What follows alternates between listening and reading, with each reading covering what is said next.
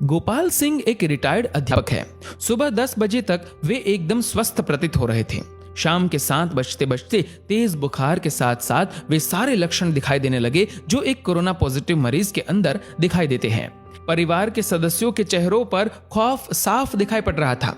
उनकी चारपाई घर के एक पुराने बड़े से बाहरी कमरे में डाल दी गई, जिसमें इनके पालतू कुत्ते मार्शल का बसेरा है। गोपाल जी कुछ साल पहले एक छोटा सा घायल पिल्ला सड़क से उठाकर लाए थे और अपने बच्चे की तरह उसे पाला और उसका नाम रख दिया मार्शल। इस कमरे में अब गोपाल जी, उनकी चारपाई और उनका प्यारा मार्शल है। दोनों बेटों बहुओं ने दूरी बना ली और बच्चों को भी पास ना जाने के निर्देश दे दिए गए। सरकार द्वारा जारी किए गए नंबर पर फोन करके सूचना दे दी गई। खबर मोहल्ले भर में फैल चुकी थी, लेकिन मिलने कोई नहीं आया। साड़ी के पल्ले से मुंह लपेटे हुए, हाथ में छड़ी लिए पड़ोस की कोई एक बूढ़ी अम्मा आई और गोपाल जी की पत्नी से बोली, अरे कोई इसके पास दूर से खाना ही सरका दो, वे अस्पताल वाले तो इसे भूखा ही ले जाएंगे उठा के। अब प्रश्न ये था कि उनको खाना देने के लिए कौन जाए। बहुओं ने खाना अपनी सास को पकड़ा दिया। अब गोपाल जी की पत्नी के हाथ थाली पकड़ते ही कांपने लगे, पैर मानो खूंटे से बांध दिए गए हो। इतना देखकर वह पड़ोसन बोली, अरे तेरा तो पति है, तू भी किन ख्यालों में पड़ी है? मुंह बांध के चली जा और दूर से थाली सरका दे, वो अपने आप उठाकर खा लेगा। सारा वार्तालाप गोपाल जी चुपचाप सुन रहे थे। उनकी आंखें नम थी और कांपते होठों से उन्होंने कहा कि कोई मेरे पास ना आए तो बेहतर है, मुझे भूख भी नहीं है। इसी बीच एम्बुलेंस आ जाती है और गोपाल जी को एम्बुलेंस में बैठने के लिए बोला जाता है। गोपाल जी घर के दरवाजे पर आकर एक बार पलटकर अपने घर की तरफ देखते हैं। पोती पोते पहली मंजिल की खिड़की से मास्क लगाए दादा को निहारते हुए और उन बच्चों के पीछे सर पर पल्लू ओढ़े उनकी दोनों बहुएं दिखाई पड़ती है। घर के दरवाजे से हटकर बरामदे पर दोनों बेटे काफी दूर अपनी माँ के साथ खड़े थे। विचारों का तूफान गोपाल जी के अंदर उमड़ रहा था।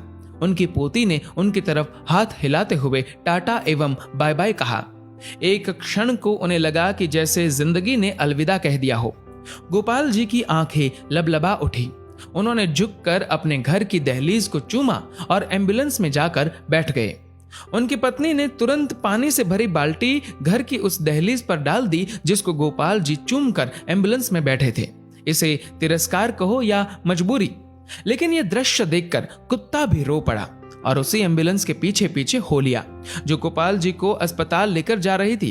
गोपाल जी अस्पताल में 14 दिनों के ऑब्जर्वेशन पीरियड में रहे। दोबारा टेस्ट किया गया तो उनकी रिपोर्ट सामान्य थी। उन्हें पूर्णतः स्वस्थ घोषित करके छुट्टी दे दी गई। जब वह अस्पताल से बाहर निकले तो उनको अस्पताल के गेट पर उनका कुत्ता मार्शल बैठा दिखाई दिया। दोनों एक दूसरे से लिपट गए। एक की आंखों से गंगा तो एक की आंखों से यमुना बहे जा रही थी। जब तक गोपाल जी के बेटों की लंबी गाड़ी उन्हें लेने पहुंचती, तब तक वो अपने कुत्ते को लेकर किसी दूसरी दिशा की ओर निकल चुके थे। उसके बाद वो कभी दिखाई नहीं दिए। आज उनके फोटो के साथ उनकी गुमशुदगी की खबर छपी है। अखबार में लिखा है कि सूचना देने वाले को 40,000 का इनाम दिया जाएगा। 40,000। हाँ, पढ़कर ध्यान आया कि इतनी ही तो मासिक पेंशन आती थी उनकी, जिसको वो परिवार के ऊपर हंसते हंसते उड़ा दिया करते थे। एक बार आप गोपाल जी की जगह पर स्वयं को रखकर देखो। कल्पना करो कि इस कहानी में गोपाल जी का किरदार आप हो। आपका सारा अहंकार और सब मोह माया खत्म हो जाएगी।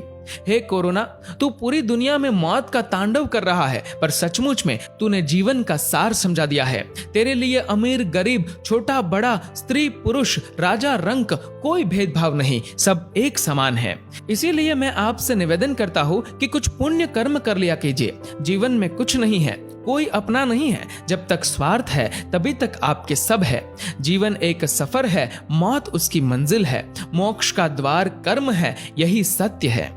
दोस्तों, इस वीडियो को लेकर आपकी क्या राय है नीचे कमेंट करके जरूर बताइएगा। और अगर आपको ये वीडियो अच्छा लगा तो इस वीडियो को लाइक करिएगा, शेयर करिएगा ज्यादा से ज्यादा लोगों तक। और ऐसे ही और भी इंस्पिरेशनल वीडियोस के लिए सब्सक्राइब करें हमारे यूट्यूब चैनल को और फेसबुक पर फॉलो करें हमारे पेज को। धन्यवाद।